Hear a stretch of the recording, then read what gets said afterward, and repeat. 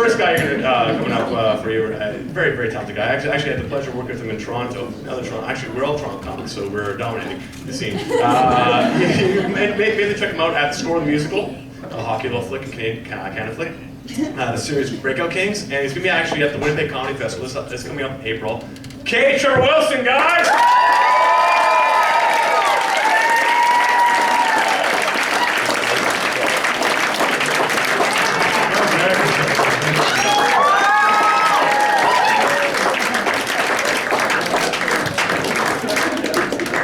Oh, goodness. How are you guys doing? I'm going to apologize right off the bat, folks, if I seem a little bit off tonight, but I'm hoping to get laid, so I slipped myself a roofie.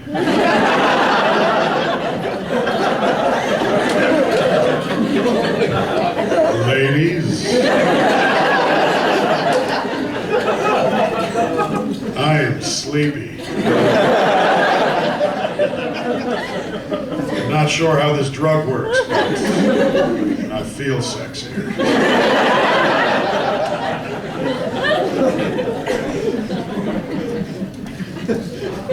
So, winter's done. I'm gonna miss it. I'm gonna miss it. I don't know about you guys, but I like the cold. I'm sort of blessed with this year-round sweater thing going on. I'm insulated like a new home up here. It's very hot. I do a lot better in the cold. I'm much more comfortable. Summer's awful on me. Last summer was especially bad, and it was July when it was climbing into plus 30 and plus 40 with the humidex, whatever the fuck that is. It was far too hot. I evolved beyond sweating last summer. I was just creating a fine mist wherever I was.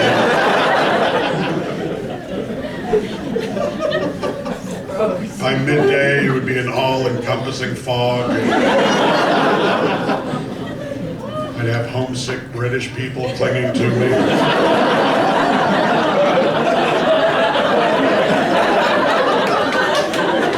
It's like London in the springtime. Quiet, you'll wake the rain beast. I can hear you guys. Who keeps killing all these Victorian hookers?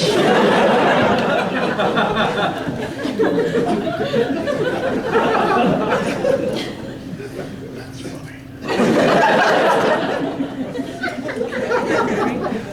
You guys are looking at me and I know what you're thinking. You're thinking, shouldn't this guy be in an arena somewhere, losing to a more popular wrestler?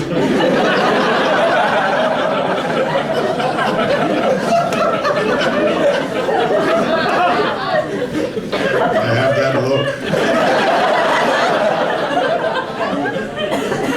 I look like the guy that never won on Saturday afternoon wrestling. Remember him? He was the guy that didn't have a theme song or a nickname. He was just waiting there in the ring when they came back from a commercial break. Everybody knows what I'm talking about. You remember. That's how you knew he was going to lose every week. He was already there. Already in the ring, weighing in at 275 pounds, from Robbinsdale, Minnesota, Scott!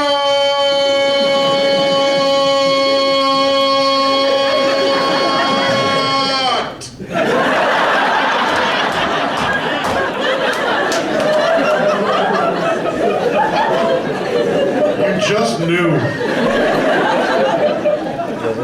Next person through those curtains was kicking the shit out. I'm gonna pick him up and drop him on his brain. They'd give him that classic wrestling finishing maneuver, which always looks very simple, but Scott will pretend it's the worst thing that's ever happened ever. No, not the heart punch. How do you survive a punch directly to the heart? It's madness. Scott never had a tan or a chiseled physique. Scott had a day job. Wasn't really good at wrestling. Did stuff like unloading furniture at the brick. Always putting up with rude and inane questions and comments from strangers and coworkers. Stuff like, hey, what are you doing back at work so fast? I thought Yokozuna broke all your ribs. Or hey, when the $1 Million Man choked you out and his bodyguard put $5 in your mouth, did they let you keep that after the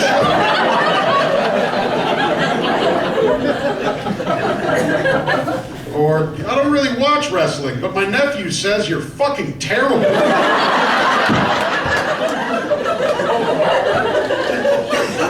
I look like him. I got mugged.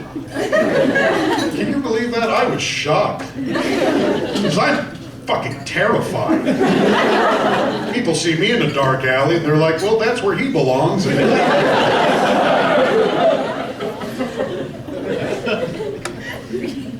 Weird. And it was pot's fault. The drug marijuana. That's why I got robbed. See, because I was walking home so I could smoke a joint by myself. Normally I take the bus, but they really hate it when you smoke weed on the bus. I was walking home. I was almost home, a few blocks away, just finishing up my joint, when 3 masked hoodlums ran up on me and demanded that I give them my shit, as they put it. And I was so high when they found me that I wasn't scared or nervous that I was being robbed. I was just super bummed out that it was me. Oh, no way. You guys. You're mugging me? For serious, you guys? This sucks. What I did was I took out my wallet and I took the money out of my wallet to give to the muggers. And they're like, what are you doing? Give us your wallet. I was like, you don't want my wallet.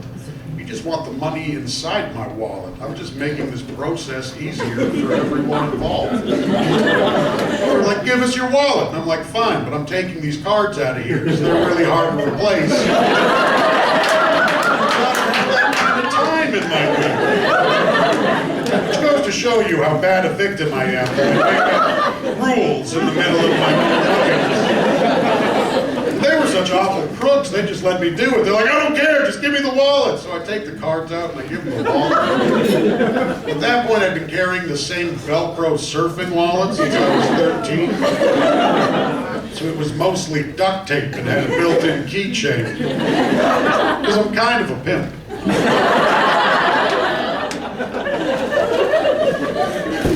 I had my wallet, the kid looks it over and goes, yo, I don't want your fucking wallet, and gave it back. And I was like, I said that. That was the first thing I said. Not good at listening. But they got the $20 from my wallet, my last cigarette, which was kind of funny because there was 3 of them, and my pager. Because I was the last man in Canada still carrying a pager. And these idiots thought it meant I was important. Like, who are you carrying around a pager? Like, if you look on the back of that, there's a sticker of a pig dressed as a sea captain. So that's not valuable to anybody. They were done mugging me and they went and got into a car and drove away, which is messed up because I was walking as an alternative to the bus. I just got robbed by people who own nicer shit than me. It's backwards. Backwards robbery. I still had all my card, so I went to the bank, took out more money, bought a new pack of cigarettes, and then I went and got drunk. Fuck it, I just got robbed. When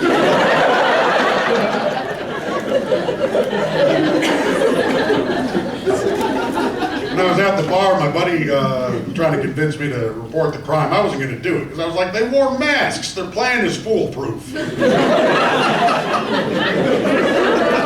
Like, you should do it anyway, just so the cops are on the lookout in case they try this in the neighborhood again. I was like, that's a valid argument. So when the bar closed, I went home and called the police station. I'd never reported a crime before. Didn't know how to do it. I just was telling them what happened, and they were like, well, we have to send 2 uniformed officers to your house. I'm like, I don't want uniformed officers at my house. Keep drugs at my house.